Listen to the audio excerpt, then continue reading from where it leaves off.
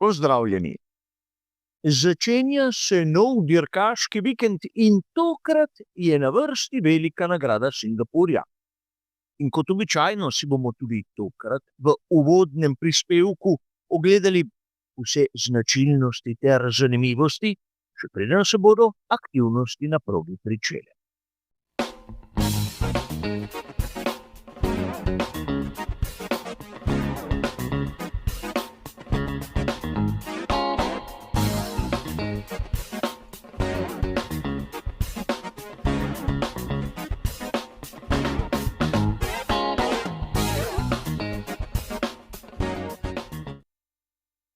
Današnji uvodni prispevek k veliki nagradi Singapurja bo kot običajno razdeljen na 3 dele. Najprej se bomo ustavili pri zanimivi dirki iz preteklosti. Nato bomo našo pozornost usmerili k samim lastnostim proge in na koncu seveda še nekaj minut porabili za samo vremensko napoved. Tudi tokrat se ne bomo vračali preveč v preteklost, namreč velika nagrada Singapurja iz sezone 2024 nam je dala ogromno zanimivih iztočnic. Najprej je treba povedati, da se je lani zgodilo, da nismo videli niti ene rumene zastave ali pa varnostnega avtomobila med samo dirko. Prvič v celotni zgodovini te dirke se je zgodilo nekaj takega. In to nam lahko daje misliti, kaj lahko pričakujemo letos. Ali kaj podobnega, ali pa dirko, ki bo razdeljena na več krajših delov. Treba je povedati, da velika nagrada Singapurja je seveda prva nočna dirka in po ulicah veljajo specifični pogoji, ampak ne glede na vse, na kvalifikacijah je bil najboljši Lando Norris. Za njim Max Verstappen, nato Lewis Hamilton, George Russell in šele za obema tovarniškima Mercedesoma smo lahko videli Oskarja Piastri. In na lanski veliki nagradi Singapurja smo morda prvič začutili, da je najšibkejša točka Oskarja Piastrija prav tam skrita med kvalifikacijami, kjer Piastri mnogokrat ne doseže rezultata, ki bi ga postavil dobesedno ob bok svojemu nasprotniku. Ampak lani je bil glavni konkurent Maxu Verstappenu Lando Norris. In dirko za veliko nagrado Singapurja je vodil od začetka do konca, kar je bilo seveda pričakovano, ker, kot sem omenil že malce prej, nismo imeli absolutno nobene prekinitve. Za njim seveda na zmagovalnem odru Max Verstappen, na 3. mestu Oscar Piastri. In treba je povedati, da Max Verstappen verjetno ne ljubi proge v Singapurju. Tu ga še nismo videli zmagati in krožijo po družbenih omrežjih razne šale na njegov račun, ko je na primer Kevin Magnussen statistično dosegel na primer več kot sam. A pustimo sedaj to, to so šale nekaterih, ki se trudijo biti smešni. Ampak na lanski veliki nagradi Singapurja smo videli nekaj, kar verjetno bi vsaj moralo nekako spraviti do razmisleka marsikaterega navdušenca. Lanska velika nagrada Singapurja je bila zadnja, na kateri smo lahko videli Daniela Ricciarda. In prav v zaključnih fazah je dosegel najhitrejši krog. In rad bi vas spomnil, da v lanski sezoni je avtor najhitrejšega kroga, kolikor je bil med dobitniki točk, dobil še eno dodatno. Daniel Ricciardo je seveda tako izmaknil eno točko Landu Norrisu.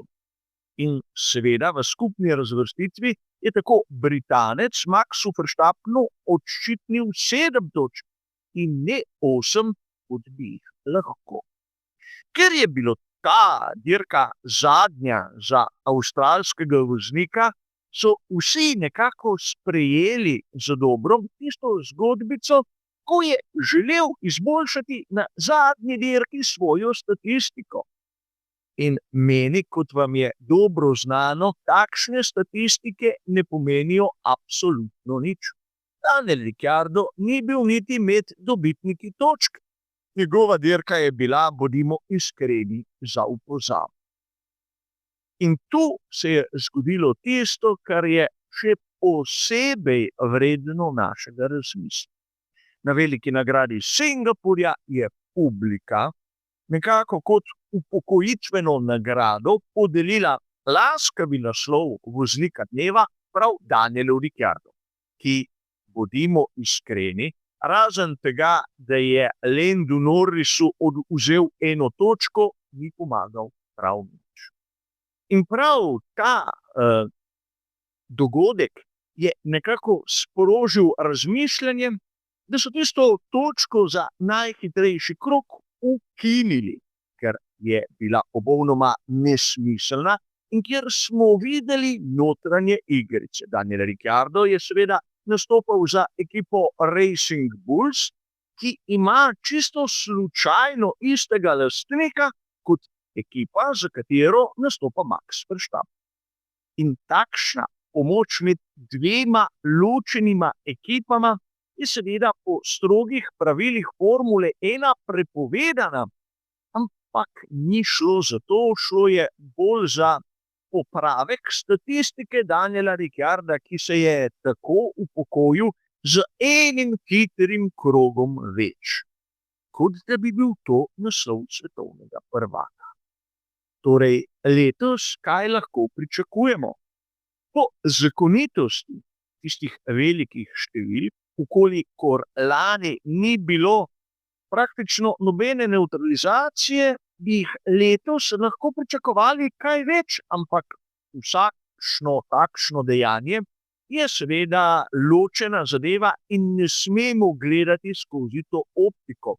Ampak dobili smo potrditev, da tudi na dirki, kot je velika nagrada Singapurja, gre skozi brez rumenih zastav in brez varnostnih avtomobilov. Sedaj, če si malce pogledamo progo, bomo lahko že s prostim očesom videli nekaj.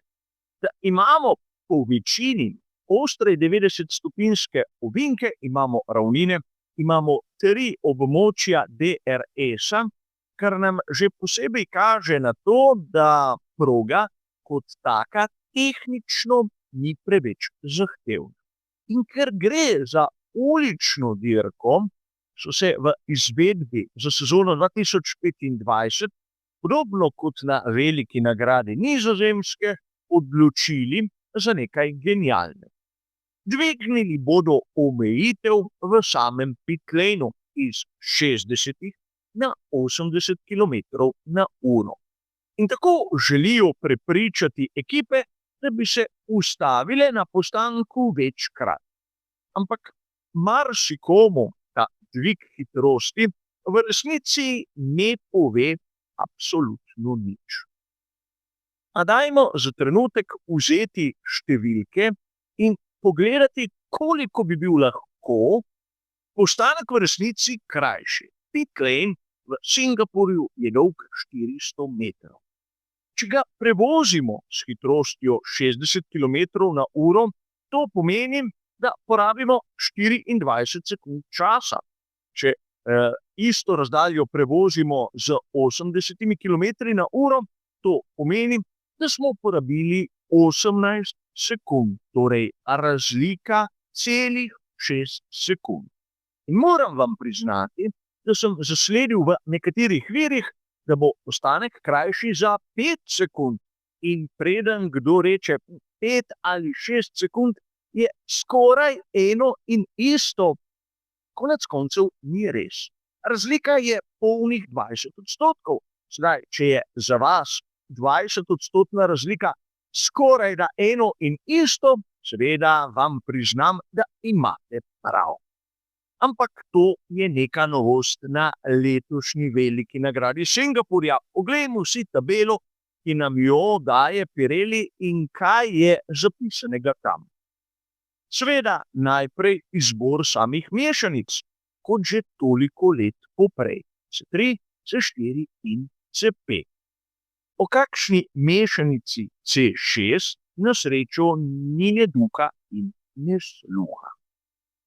Ampak, če si sedaj pogledamo za trenutek lastnosti proge, bomo videli tisto, kar smo lahko sumili že malce poprej. Kar se tiče stresa pneumatik in bočnih sil, imamo vrednost 2, torej pod tistim, recimo temu, povprečjem. Imamo seveda oprijem samega asfalta in njegovo abrazivnost v povprečju. Medtem ko ne smemo pozabiti, da je to pomembno tudi pospeševanje, ki ima vrednost 4. Evolucija proge, ker gre za ulično dirko, je seveda v tisti najvišji rubriki, ampak poleg tega imamo še zaviranje in tudi aerodinamični oprijem. Lahko bi dejali, da na prvi pogled je tako jasno, da so vrednosti, ki jih predpisuje Pirelli tu, nekako v skladu s tistim, kar bi lahko pričakovali od ulične dirke. In podobno je seveda pri tistih vrednostih, ki jih predpisujejo tako za previsni kot za same tlake. Previsni kot na prednji osi je določen na -3 stopinje celih 25 in na zadnji osi -2 stopinje. Lahko bi dejali enako kot lani. Tudi v lanski sezoni smo videli, da je bil tlak določen na 22 funtov na kvadratni palec na prednji osi in 20 funtov na kvadratni palec na zadnji osi, kar je zopet v tistih mejah, ki smo jih vajeni, tako po sami višini tlaka, kot tudi v tisti razliki med prednjo in zadnjo osjo. In lahko bi dejali, da na prvi pogled nič kaj takega, le z eno pripombo. Poglejte si na grafičnem prikazu, kako trpi zadnja desna pneumatika. Lahko bo tu prišlo do takšne krize in zanimivo, da v lanski sezoni nismo videli takšnega opozorila, vsaj ne na tabeli Pirellija. Če za trenutek pogledamo v sezono 2023, smo videli lahko nekaj podobnega, ampak ni bilo tako kritično. Kar se tiče prednjega para koles, pa kot vam je jasno, nobenih, absolutno nobenih težav. Sedaj, če se še za trenutek vrnemo k tisti omejitvi v pit laneu, bi vam rad pokazal nekaj.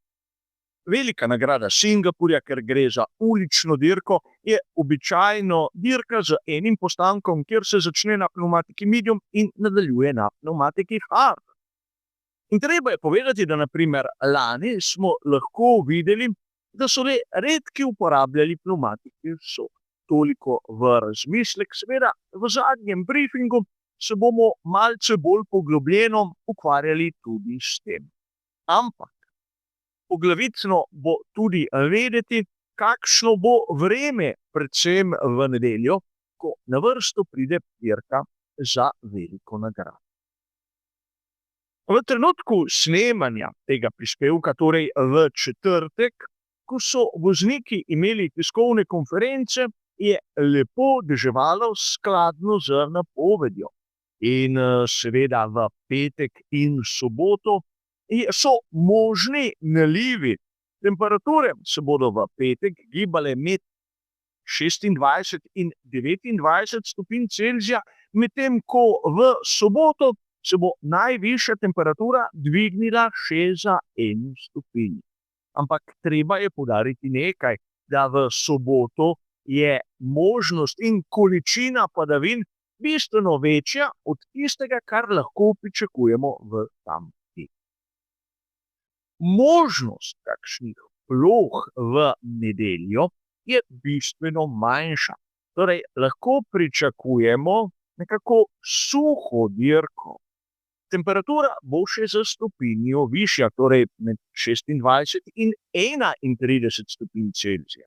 In treba je povedati, da že sedaj so pri FII izdali opozorilo, da naj pri ekipah pripravijo one hladilne jopiče za voznike. Bo soparno, presneto vroče in iz fizičnega vidika tudi izjemno naporno za vse nastopajoče.